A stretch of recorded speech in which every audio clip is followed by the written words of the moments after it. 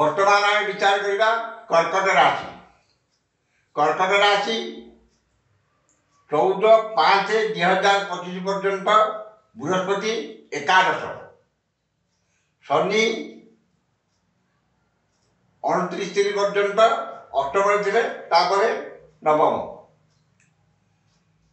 तेणुक आपणकर 14/5 पर्यंत बृहस्पति होती एकादश, शनि होती अष्टम। ये समय पर्यंत आपणकर कौन हम 29 पर्यंत शनि अष्टम एवं बृहस्पति एकादश अवस्थान कर कौन घट व्यवसाय मान कौन पाइबे, विद्यार्थी मान कौन पाइबे, कर्मजीवी मान कौन पाइबे, गृहिणी मान कौन पाइबे एवं जो वैवाहिक समस्या से कौन पाइबे, ये समस्त आम आलोचना करवा।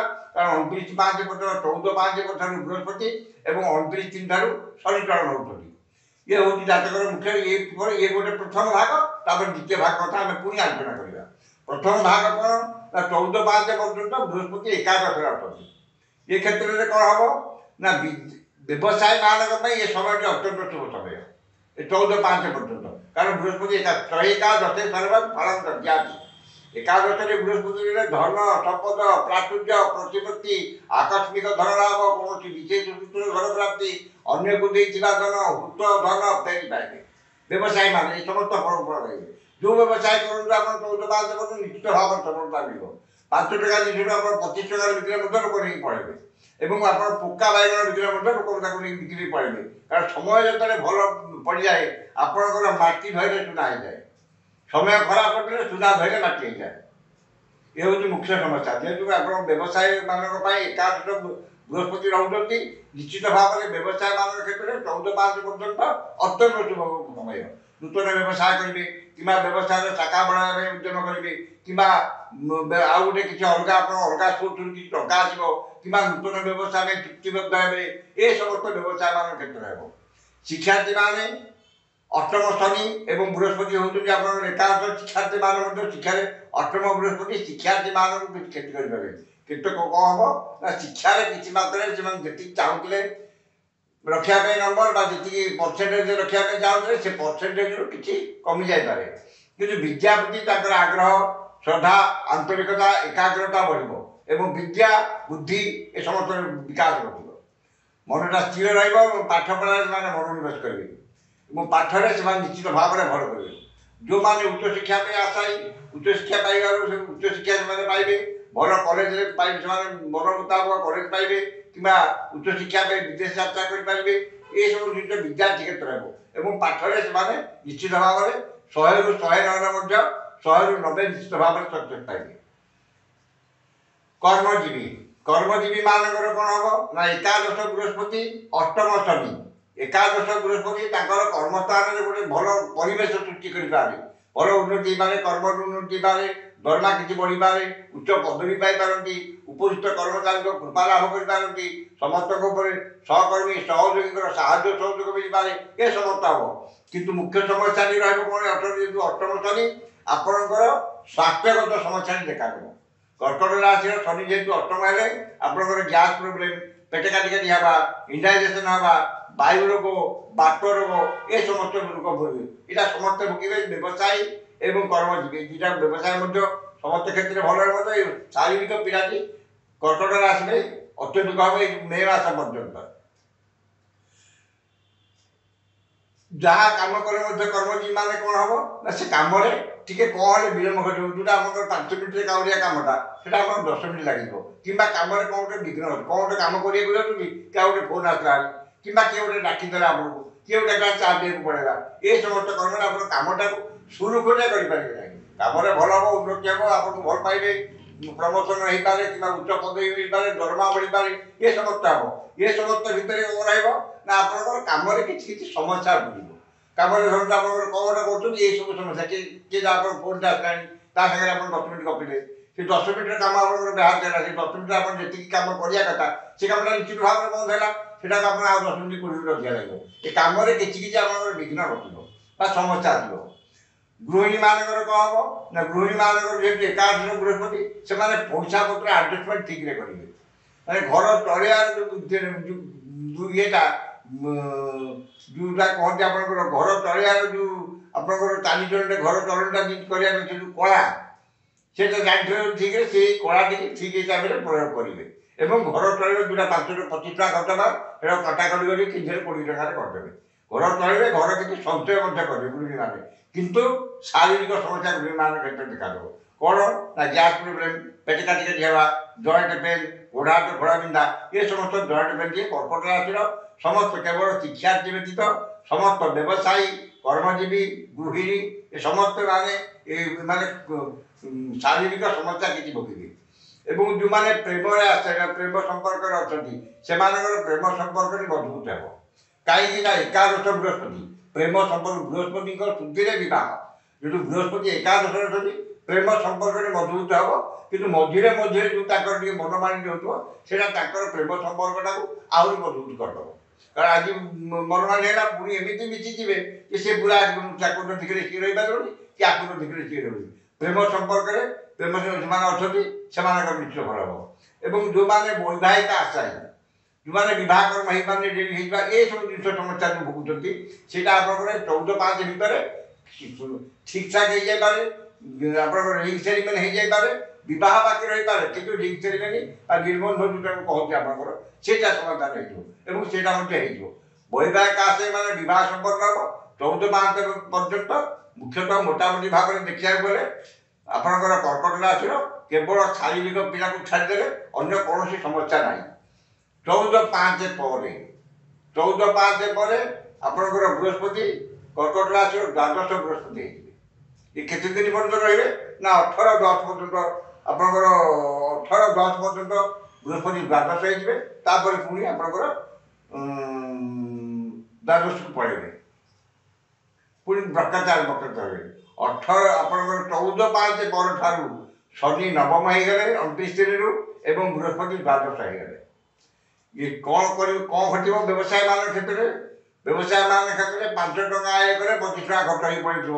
ଆପଣଙ୍କର କର୍ମଚାରୀମାନଙ୍କ ସମସ୍ୟା, ସମସ୍ତ ଟ୍ରାନ୍ସପୋର୍ଟେସନ୍ ସମସ୍ୟା କିମ୍ବା ଜିନିଷପତ୍ର ଆପଣଙ୍କର ରଖିଛନ୍ତି ସେ ବିକ୍ରି ହେଲାଣି ତାକୁ ନଷ୍ଟ ହେଇଗଲା, କିମ୍ବା ଆପଣଙ୍କର ଯେଉଁ ଜିନିଷଟି କିଣିକି ଆଣୁଛନ୍ତି ତାର ଟ୍ରାନ୍ସପୋର୍ଟେସନ୍ ଖର୍ଚ୍ଚ ଠିକ୍ ହେଲା, ତାକୁ ବିକିଲେ ଠିକ୍ ଲାଭରେ କିନ୍ତୁ ସେ ଅନୁସାରେ ଆପଣଙ୍କର ରେଜଲ୍ଟ ମିଳିଲା ନାହିଁ, ସେ ଜିନିଷରେ କିଛି କ'ଣ ଖରାପ ହେଲା ବା ସେ ଟଙ୍କା କିଛି ପାଇଲେନି, ସେ ବାକି ଦେଇଗଲା। ବକେୟା ଧନ, କାହାକୁ ଟଙ୍କା ଦେଇଥିବେ ଧନ କିମ୍ବା ଏସବୁ ଜିନିଷରେ ବାକି ପଡ଼ିଯିବା କିମ୍ବା ପଇସା ପତ୍ର ମିଳିବାରେ କଷ୍ଟ ହେବା ଏବଂ ବାକି ବହୁତ ପଡ଼ିଯିବ ଯେଉଁଟାକି ଆପଣ ବ୍ୟବସାୟରେ ଗୋଟେ ମାନ୍ଦା ଅବସ୍ଥା ଆସିଯିବ ଏବଂ ପଇସା ପତ୍ର ଖର୍ଚ୍ଚ ଭାବଟା ବଢ଼ିଯିବ। ଇଏ ଗୋଟେ ହେବ। ସେକେଣ୍ଡ କ'ଣ ନା ନବମ ଶନି ବ୍ୟବସାୟୀମାନଙ୍କ କ୍ଷେତ୍ରରେ କରିବେ ନା ଆପଣଙ୍କର ବ୍ୟବସାୟର ଗ୍ରୋଥଟାକୁ କମେଇଦେବେ। ଗ୍ରୋଥ କମେଇ ଆପଣଙ୍କର ଏତେ ଏଷ୍ଟାବ୍ଲିଶମେଣ୍ଟ କରିପାରିବେ ନାହିଁ। ଆପଣଙ୍କର ଯେତିକି ଚାହୁଁଥିଲେ ଗ୍ରୋଥ କରିବା ପାଇଁ ବ୍ୟବସାୟରେ ଧରନ୍ତୁ ଆପଣଙ୍କର ଦିନକୁ 5,000 ଟଙ୍କା ବିକ୍ରି ହେଉଥିଲା, ସେଥିରେ ଆପଣଙ୍କର ଲାଭ ଧରନ୍ତୁ 1,000 ଟଙ୍କା ଥିଲା, ସେ 1,000 ଟଙ୍କାଟା ମଧ୍ୟ ରହିବ ନାହିଁ, ସେ 500 ଟଙ୍କା ହେଇଯିବ କିନ୍ତୁ ଏପଟେ ଖର୍ଚ୍ଚ ହେଇଯାଇଥିବ ଆପଣଙ୍କର ତାଠୁ ଅଧିକା 700-800 ଖର୍ଚ୍ଚ ହେଇଯିବ। ଏ ସମସ୍ୟାଟି ବ୍ୟବସାୟୀମାନଙ୍କ କ୍ଷେତ୍ରରେ ରହିବ। ଏବଂ ଆଉ କ'ଣ ନା ଆପଣ ଯେଉଁ ଗ୍ରାହକ ଅଛନ୍ତି ବା ଆପଣ ଯେଉଁ ଯାହା ଯେଉଁ ମାଲ ଆଣୁଛନ୍ତି ବା କ'ଣ କିଣିକି ଆଣିଲେ ଆପଣ ବିକିବେ, ଆପଣ ତିଆରି କରୁଛନ୍ତି ମ୍ୟାନୁଫ୍ୟାକ୍ଚରିଂ ସଂସ୍ଥା ହେଲେ ସେ ତାଙ୍କର ମ୍ୟାନୁଫ୍ୟାକ୍ଚରିଂ କଷ୍ଟ ବଢ଼ିଯିବ। ମ୍ୟାନୁଫ୍ୟାକ୍ଚରିଂ କଷ୍ଟ ଏବଂ ଯେଉଁ କର୍ମଚାରୀମାନେ ତାକୁ ତିଆରି କରୁଛନ୍ତି କିମ୍ବା ମେସିନ୍ ପତ୍ର କୋଉମାନେ ହଉ ମ୍ୟାନୁଫ୍ୟାକ୍ଚରିଂ ମାନେ ମ୍ୟାନୁଫ୍ୟାକ୍ଚର ବିଜନେସ୍ ହେଲା, ଯେଉଁମାନେ କିଣିକି ଆଣିକି ବିକୁଛନ୍ତି ସେମାନଙ୍କର ଯେଉଁ ଟ୍ରାନ୍ସପୋର୍ଟେସନ୍ ହଉ କିମ୍ବା ଆପଣଙ୍କର ବାକି ପଡ଼ିଯାଉ ଏ ଜିନିଷଟି ତାଙ୍କର ଟିକେ 18-5 ପରଠାରୁ ଅସୁବିଧା ଘଟିବ। ଏବଂ ଆଉ କ'ଣ ଘଟିବ ନା ଆପଣଙ୍କର ଗ୍ରୋଥ୍ ହେବ ନାହିଁ। ବ୍ୟବସାୟୀମାନଙ୍କ କ୍ଷେତ୍ରରେ 18-5 ସେ ବର୍ଷ ଶେଷ ପର୍ଯ୍ୟନ୍ତ ବିଶେଷ ଶୁଭ ସମୟ ନୁହଁ, ନିଶ୍ଚିତ ଭାବରେ କିଛି ଅସୁବିଧା ହେବ। କର୍ମଜୀବୀମାନଙ୍କ ପାଇଁ ଯେହେତୁ ଆପଣଙ୍କର ରହୁଛନ୍ତି 14-5 ପରେ ଦ୍ୱାଦଶ ବୃହସ୍ପତି ରହୁଛନ୍ତି, କ'ଣ କରିବେ ନା ଆପଣଙ୍କର ସବୁ କାମରେ ଆପଣଙ୍କର ବିଳମ୍ବ କରିବେ। ଯେଉଁ କାମରେ ଆପଣ ଯାଉଛନ୍ତି 10ଟା ଜାଗାରେ ଆପଣ 10:30-11ଟା ହେଇଯିବ ଏବଂ ନବମ ଶନି ଆପଣଙ୍କ ଅପମାନ ଅପଦସ୍ଥ ଦେବେ। ଆପଣଙ୍କ ଉପରିସ୍ଥ କର୍ମଚାରୀ ଆପଣଙ୍କୁ ଯେତେ ଭଲ କାମ କରି ମଧ୍ୟ ଭଲ ପାଇବେ ନାହିଁ, ସେ ସବୁବେଳେ ଆପଣଙ୍କ ଉପରେ କିଛି ହେବେ, ସେ ଆପଣଙ୍କ ଉପରେ ଗୋଟେ ଗ୍ରଜ ରଖି କହିଲେ ଆପଣଙ୍କୁ ପନିସମେଣ୍ଟ ଦେଇପାରନ୍ତି କିମ୍ବା ଆପଣଙ୍କର ଯେଉଁ ପ୍ରମୋସନ୍ ଅଛି ଆପଣଙ୍କର ଧରନ୍ତୁ ପ୍ରମୋସନ୍ ଆପଣ 3 ବର୍ଷ ହେବା କଥା, ଆପଣଙ୍କ ଗୋଟେ ପିରିୟଡ଼ ଥାଏ, ପ୍ରମୋସନ୍ର ସବୁ ପିରିୟଡ଼ ଥାଏ, ଆପଣଙ୍କ ପ୍ରମୋସନ୍ ଟାଇମ୍ ହେଇଗଲାଣି କିନ୍ତୁ କ'ଣ ଗୋଟେ ଆପଣଙ୍କର ଚାକିରି ଗୋଟେ ସମସ୍ୟା ଅଛି ଯେଉଁଥିପାଇଁ ଆପଣଙ୍କ ପ୍ରମୋସନ୍ ହେଇପାରୁନି ଏବଂ ଆପଣଙ୍କର ଉପରିସ୍ଥ କର୍ମଚାରୀ ବା ଉପରିସ୍ଥ ଯିଏ ଆପଣଙ୍କର ଯାହା ଅଧୀନରେ ଆପଣ ଚାକିରି କରୁଛନ୍ତି ସେ ଆପଣଙ୍କ ଉପରେ ସନ୍ତୁଷ୍ଟ ହେବେ ନାହିଁ ଏବଂ ସବୁବେଳେ ଆପଣଙ୍କୁ ଗୋଟେ ଯେମିତି ଗୋଟେ ଦୃଷ୍ଟାନ୍ତମୂଳକ ପଦକ୍ଷେପ ନେଲା ପରେ ସେ ଆପଣଙ୍କୁ କିଛି ଦଣ୍ଡ ଦିଅନ୍ତୁ ବା କିଛି ଆପଣଙ୍କର କ୍ଷତି ହେଲା ବୋଲି କରନ୍ତୁ। ଏବଂ ଆଉ କ'ଣ ନା ସହକର୍ମୀ ଯେଉଁ ଅଛନ୍ତି ସେମାନେ ଆପଣଙ୍କୁ ଉପହାସ କରିବେ। ଆପଣ ଚାଲି ହଉ ବା ଚାରଣ ହଉ ବା ଆପଣଙ୍କ କଥା ହଉ ବା କ'ଣ ହଉ କ'ଣ ଗୋଟେ ଦେଖିକି ସେ ଆପଣଙ୍କୁ ଉପହାସ କରିବେ ଏବଂ ସମ୍ମାନ ହାନି ଘଟିବ। ଧରନ୍ତୁ ଆପଣଙ୍କର ଯିଏ ଚତୁର୍ଥ ଶ୍ରେଣୀ କର୍ମଚାରୀରେ ମଧ୍ୟ ଆପଣଙ୍କୁ ପଦେ କଥା କହିବା ପାଇଁ ସାହସ କରିବ। ଏ ସମସ୍ତ ସମସ୍ୟା ଭୋଗ କରିବେ କର୍ମଜୀବୀମାନେ। ଗୃହିଣୀମାନଙ୍କର ଦ୍ୱାଦଶ ବୃହସ୍ପତି ହେଲା ପରେ କ'ଣ କରିବେ ନା ସେ ଖର୍ଚ୍ଚ ଘଟାକୁ ବଢ଼େଇ ଦେବେ। ଆପଣଙ୍କର ମାସକୁ ଆପଣ ଗୋଟେ ବଜେଟ୍ ରଖିଛନ୍ତି ଆମର 3 କିଲୋ ତେଲ ଲାଗିବ, ସେ ହିସାବରେ କ'ଣ କରିବେ 4 କିଲୋ ତେଲ ତାକୁ ପୋଡ଼ି ଦେଇଥିବେ ଆଉ ତାକୁ କ'ଣ ତାକୁ ଖର୍ଚ୍ଚ ବଢ଼ିଯିବ। ସେମାନେ ଜାଣନ୍ତୁ ବା ଅଜାଣତରେ ହଉ ବା କ'ଣ ହଉ ଏ ସମସ୍ୟା ନେଇ ବୃହସ୍ପତି ଯଦି ଘଟିବ ସେ ଆପଣଙ୍କ ମୁଣ୍ଡରେ ଏମିତି ବୁଦ୍ଧି ଭର୍ତ୍ତି କରିବେ। ଗ୍ରହାଧୀନ ଜଗତ, ଗ୍ରହମାନଙ୍କର ଅଧୀନରେ ସମସ୍ତେ କି ଦେବତା କି ଇଏ କି ଦେବତା କି ବ୍ରାହ୍ମଣ କି ମନୁଷ୍ୟ ସମାଜ କି ପୁରୁଷ କି ସ୍ତ୍ରୀ ଭାଗ୍ୟ ଫଳନ୍ତି ସର୍ବତ୍ର ନଚ ବିଦ୍ୟା ନଚ ପୌରୁଷ। କେହି ଗ୍ରହମାନଙ୍କର ପ୍ରଭାବରୁ ଏମିତିକି ଶିବ ମଧ୍ୟ ବା ହନୁମାନ ମଧ୍ୟ ଏସବୁ କେହି ପାର ହୋଇନାହାନ୍ତି। କିନ୍ତୁ ମନୁଷ୍ୟ ତ ସାମାନ୍ୟ। ତେଣୁକରି ସେମାନଙ୍କ ଗୃହୀମାନଙ୍କ ମନରେ ଏମିତି ବୁଦ୍ଧି ଭର୍ତ୍ତି କରିଦେବେ ଯେଉଁଟାକି ସେମାନଙ୍କର ଅଧିକ ଖର୍ଚ୍ଚ କରି ପକାଇବେ। କାରଣ ଦ୍ୱାଦଶ ବୃହସ୍ପତି ଖର୍ଚ୍ଚ ହାତକୁ ବଢ଼େଇ ଦେବେ। ସଞ୍ଚୟ ଶୂନ ହେଇଯିବ, ଖର୍ଚ୍ଚ ବଢ଼ିଯିବ। ଆୟ 5 ଟଙ୍କା ହେଲା ବେଳକୁ ବ୍ୟୟ ସେପଟେ 25 ଟଙ୍କା ହେଇଯିବ। এই ଜିନିଷଟା ଗୃହିଣୀମାନେ କ୍ଷେତ୍ରରେ। ଏବେ ଆଉ ଗୋଟେ ସମସ୍ୟା କ'ଣ ହେବ ନା ଶାରୀରିକ ପୀଡ଼ା ଭୋଗିବେ। ଗୃହିଣୀମାନେ ଶାରୀରିକ ପୀଡ଼ା ଭୋଗିବେ, ଦେହ ଟିକେ ଖରାପ ହେବ। ଏବଂ ଆଉ ଗୋଟେ ଜିନିଷ ମଧ୍ୟ ଗୃହିଣୀ ଭୋଗିବେ କ'ଣ ନା ଶାଶୁ ଶ୍ୱଶୁର ତାଙ୍କର ଯିଏ ଅଛନ୍ତି ଗୁରୁଜନ ଶ୍ରେଣୀର ଲୋକ ତାଙ୍କ ସାଙ୍ଗରେ ଆଗରେ ପଡ଼ିବ ନାହିଁ। ଯେଉଁ କଥାଟି କହିବେ ଏ ତା କଥା ରଖିବେନି କିମ୍ବା ତାଙ୍କ କଥା ତାଙ୍କୁ ଭଲ ଲାଗିବ ନାହିଁ। ସେ ତାଙ୍କ କଥାରୁ ଉତ୍ତର ଦେବେ, ତାଙ୍କ ମୁହଁ ଉତ୍ତର ଦେବେ। ଏ ଜିନିଷଟା ଘରେ ହେବ। ପାରିବାରିକ ଅଶାନ୍ତିଟା ଲାଗି ରହିବ ସମସ୍ତ କ୍ଷେତ୍ରରେ। ଏବଂ ଶିକ୍ଷାର୍ଥୀମାନଙ୍କର କ'ଣ ହେବ ନା ଶିକ୍ଷାରେ ଅବହେଳା କରିବେ। ଦ୍ୱାଦଶ ବୃହସ୍ପତି ଏବଂ ନବମ ଶନି ଯେହେତୁ ତାଙ୍କର ପାଠ ପଢ଼ିବା ପାଇଁ ଆଗ୍ରହ ହେବନି। ଯଦି ବା ପାଠ ପଢ଼ୁ ଆଗରୁ ପିଲାଟା ଭଲ ପରିଶ୍ରମ କରୁଥିଲା, ଠିକ୍ଠାକ୍ ନମ୍ବର କରୁଥିଲା, ବର୍ତ୍ତମାନ ଟିକେ ହଠାତ୍ କିନ୍ତୁ କମିଗଲା। କ'ଣ ପାଇଁ ମେ ମାସରୁ କମିଲା ଆପଣ ଚିନ୍ତା କରିବେ। କ'ଣ ଦେଖିବେ ତାକୁ ନେଇ ଜାତକ ଦେଖିବେ, ଇଏ କରିବେ ସେ କରିବେ ଦେଖିବେ। ଯଦି ଜାତକରେ ହେଉଛି ଆମେ ଯେଉଁ ଫଳଟି ଆପଣଙ୍କୁ କହୁଛୁ ସେଟା ହେଉଛି ଗୋଚର ଫଳ। ଯଦି ଜାତକରେ ଶୁଭ ସମୟ ଥାଏ ଯେଉଁ ଗୋଚର ଫଳ କଥା କ'ଣ ଜାତକରେ ଭଲ ସମୟ ପଡ଼ିଥିବ ଏବଂ ଗୋଚରରେ ଯଦି ଭଲ ସମୟ ଚାଲିଲା ତାହେଲେ ଆପଣ ଠିକ୍ଠାକ୍ ଚାଲିବେ।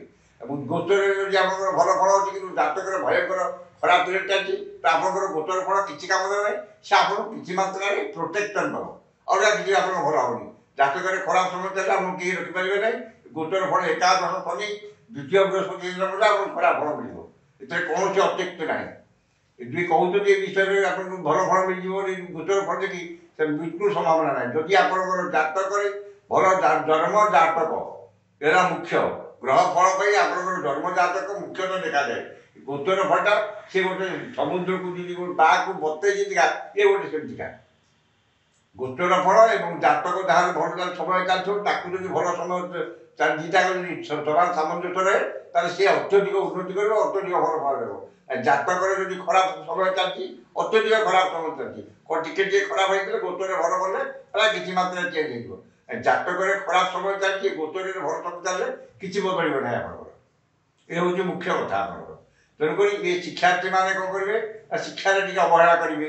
ଗୁରୁଜନମାନଙ୍କ କଥା ମାନିବେନି ବା ତାଙ୍କ ପାଠ ଯିଏ ପଢ଼ୁଛନ୍ତି ଶିକ୍ଷା ଗୁରୁ ତାଙ୍କ କଥା ମଧ୍ୟ ରଖିବେନି। କ୍ଲାସ୍ ଯାହା କରିବେ ନାହିଁ, ବାପା ମାଆଙ୍କ କଥା ମାନିବେନି ଏବଂ ଶିକ୍ଷାରେ ଟିକେ ଅବହେଳା କରିବେ ଏବଂ ଯେତିକି ପଢ଼ିବେ ସେ ଅନୁସାରେ ସେ ରଖିପାରିବେ ନାହିଁ।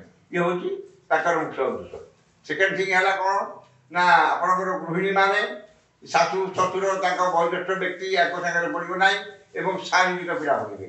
ତେଣୁକରି 18/5 ପରଠାରୁ କର୍କଟ ରାଶିର ବ୍ୟକ୍ତିମାନେ ବୃହସ୍ପତିଙ୍କର ଯନ୍ତ୍ର ବା କବଚ ଧାରଣ କରିବେ ଏବଂ ଶନିଙ୍କର କବଚ ଧାରଣ କରି ବୃହସ୍ପତିଙ୍କର ଏବଂ ଶନିଙ୍କର ମନ୍ତ୍ର ପଢ଼ନ୍ତୁ। ଏ ଯେଉଁ ସମସ୍ୟାଟି ଆମର ଯେଉଁ ସମସ୍ୟା ରହିଛି କାରଣ 18/5 ଠାରୁ ଆପଣଙ୍କର ବ୍ୟବସାୟୀ, କର୍ମଜୀବୀ, ଗୃହିଣୀ, ଶିକ୍ଷାର୍ଥୀ, ପ୍ରେମାଶାୟୀ ଏବଂ ବୈବାହିକ ଆଶାୟୀ ସମସ୍ତ ଏହି 4-5ଟି ବର୍ଗ ସମସ୍ତ ବର୍ଗର ବ୍ୟକ୍ତି କିଛି କିଛି ଅସୁବିଧା ଭୋଗ କରିବେ। ତେଣୁକରି ଏ ସମସ୍ତ ଅସୁବିଧାରୁ ବା ସମସ୍ୟାରୁ ମୁକ୍ତି ପାଇବା ପାଇଁ ଆପଣ ବୃହସ୍ପତିଙ୍କର ଏବଂ ଶନିଙ୍କର ଯନ୍ତ୍ର କବଚ ଧାରଣ କରନ୍ତୁ କିମ୍ବା ତାକୁ ଯଦି ଆପଣ ପାରୁନାହାନ୍ତି ବା କିମ୍ବା ଆପଣଙ୍କ ଠିକ୍ ମିଳୁନାହିଁ ତ ଆପଣ ବୃହସ୍ପତିଙ୍କର ବ୍ରହ୍ମଦୃଷ୍ଟି ଏବଂ ଶନିଙ୍କର ବାଡ଼ିଗଣା ମୂଳକୁ ଠିକ୍ ସମୟରେ ଧାରଣ କରି ମନ୍ତ୍ର ପାଠ କରନ୍ତୁ। ନିଶ୍ଚିତ ଭାବରେ କର୍କଟ ରାଶିର ବ୍ୟକ୍ତିମାନେ ଅତ୍ୟଧିକ ଶୁଭ ଫଳ ପାଇବେ।